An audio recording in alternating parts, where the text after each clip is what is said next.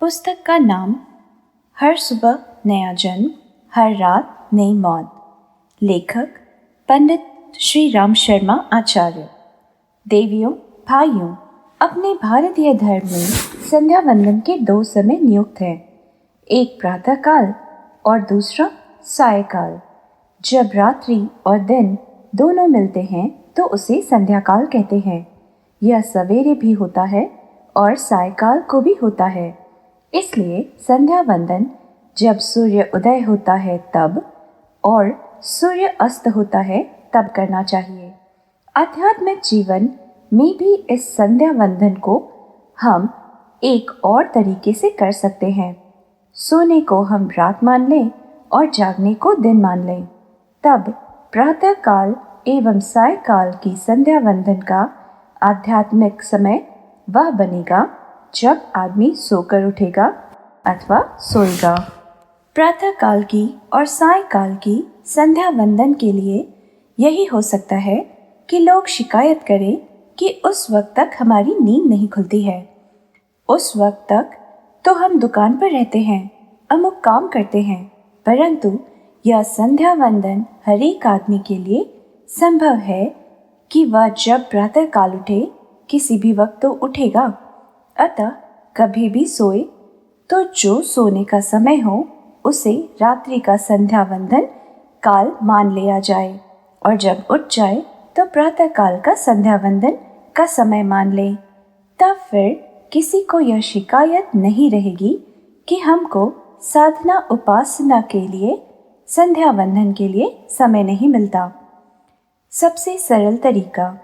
मित्रों, दैनिक उपासना करने के संबंध में लोगों को एक और भी शिकायत रहती है कि हमको जाड़े के दिनों में ठंड लगती है, स्नान करना संभव नहीं होता, कैसे उठे, पानी मिलता ही नहीं है।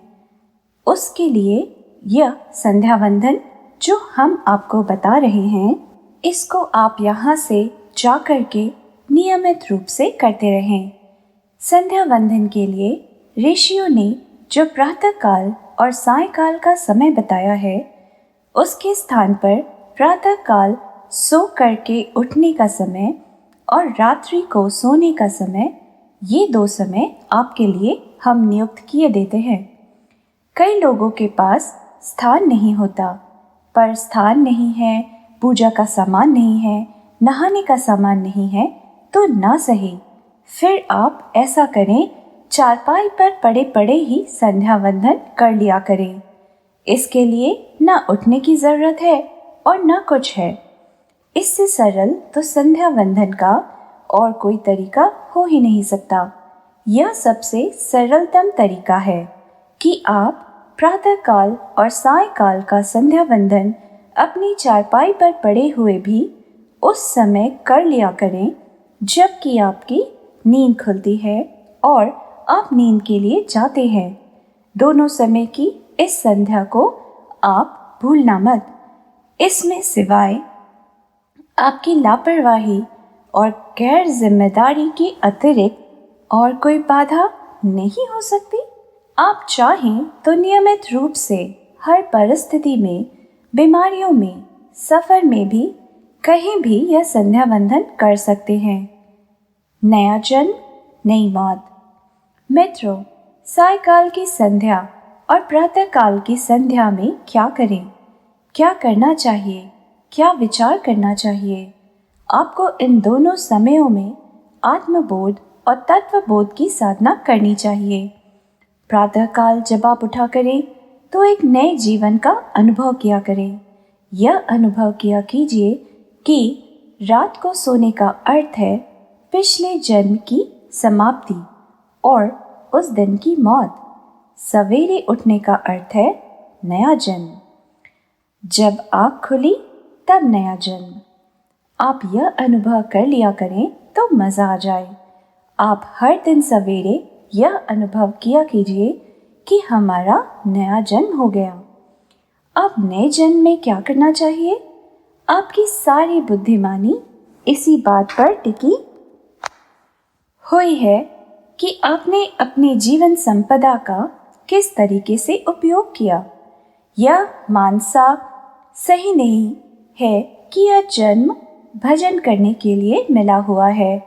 नहीं मित्रों, यह जीवन भजन करने के लिए नहीं मिला हुआ है, वरन इसलिए मिला हुआ है कि आप इस जीवन की संपदा को ठीक तरीके से इस्तेमाल करें।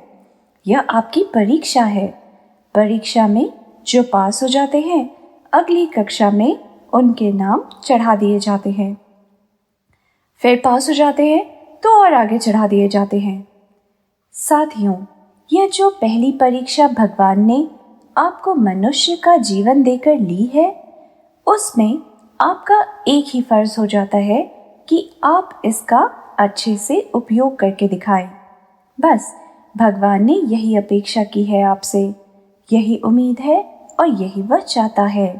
वह न आपसे पूजा चाहता है, न उपहार चाहता है, न भजन चाहता है, न मनुहार चाहता है, न मिठाई चाहता है, न कपड़े चाहता है, न कथा चाहता है और न कीर्तन चाहता है।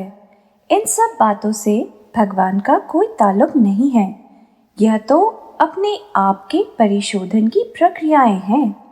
न जाने क्यों लोगों ने यह मान लिया है कि इससे भगवान प्रसन्न हो जाएगा। आप लोग विश्वास रखें, इससे भगवान कभी प्रसन्न नहीं हो सकता।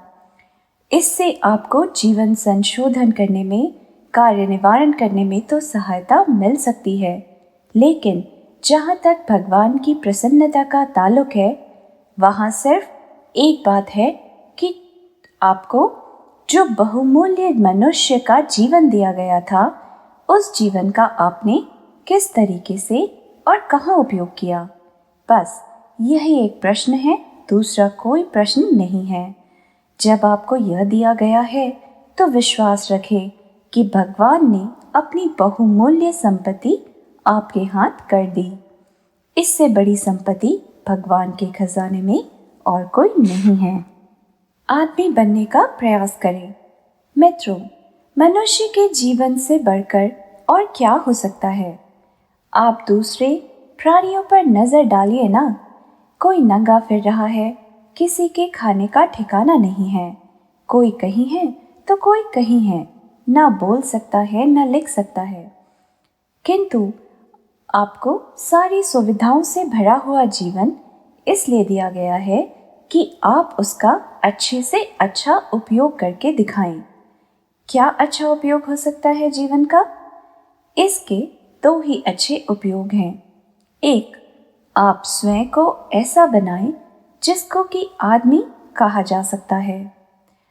दूसरों के सामने आपका उदाहरण इस तरीके से पेश होना चाहिए कि जिसको देख करके दूसरे आदमियों को प्रकाश मिले, रोशनी मिले या पीछे चलने का मौका मिले और आपकी अंतरात्मा कषाय कल्मशों का परिशोधन करती हुई साफ और स्वच्छ बनती चली जाए। यह आपका स्वार्थ है। और परमार्थ यह है कि भगवान की इस विश्व वाटिका में, जिसमें कि आपको काम करने के लिए भेजा गया है, उसमें आप एक अच्छे माली के तरीके से काम करें। भगवान को साथियों की ज़रूरत है, इंजीनियरों की ज़रूरत है, ताकि उनके इतने बड़े बगीचे, इतने बड़े कारखानों की सुव्यवस्था करने में वे हाथ बटा सकें। आपको हाथ बटाने के लिए पैदा किया गया है, खुशामदें करने के लिए नहीं, नाक रगड़ने के लिए नहीं, चापलूसी करने के लिए नहीं, चमचागिरी करने के लिए नहीं, मिठाई उपहार भेंट करने के लिए नहीं पैदा किया गया। आपको सिर्फ इसलिए पैदा किया गया है कि बेहतरीन जिंदगी जिए और भगवान के काम में हाथ बटाएं। इसके लिए मित्रों क्या करना चाहिए? आमतौर से आदमी काम की बातें भूल जाते हैं और बेकार की बातें, बेवकूफ़ी की बातें सब याद रखते हैं। आपको सवेरे उठते ही प्रातःकाल चारपाई पर पड़े पड़े यह ध्यान करना चाहिए कि आज हमारा नया जन्म हुआ है और हमको इतनी बड़ी कीमत मिली, संपत्ति मिली कि जिसकी तुलना में और किसी प्राणी को कोई चीज़ नहीं मिली। आप अपने आप को सौभाग्यवान महसूस कीजिए, भाग्यशाली अनुभव कीजिए। यह अनुभव कीजिए कि हमारे बराबर भाग्यशाली कोई नहीं। अभावों की बात, चिंता की बात, कठिनाइयों की बात आप सोचते रहते हैं, लेकिन यह क्यों नहीं सोचते कि आप कितने शक्तिशाली हैं कि इतना बड़ा जीवन आपको भगवान ने दिया। आप अपने भगवान को सराहें और सराहना के साथ साथ एक और बात ध्यान में रखें। आप एक ऐसी स्कीम बनाएं, योजना बनाएं जिससे इस जीवन को अच्छे से अच्छा उपयोग करना संभव हो सके।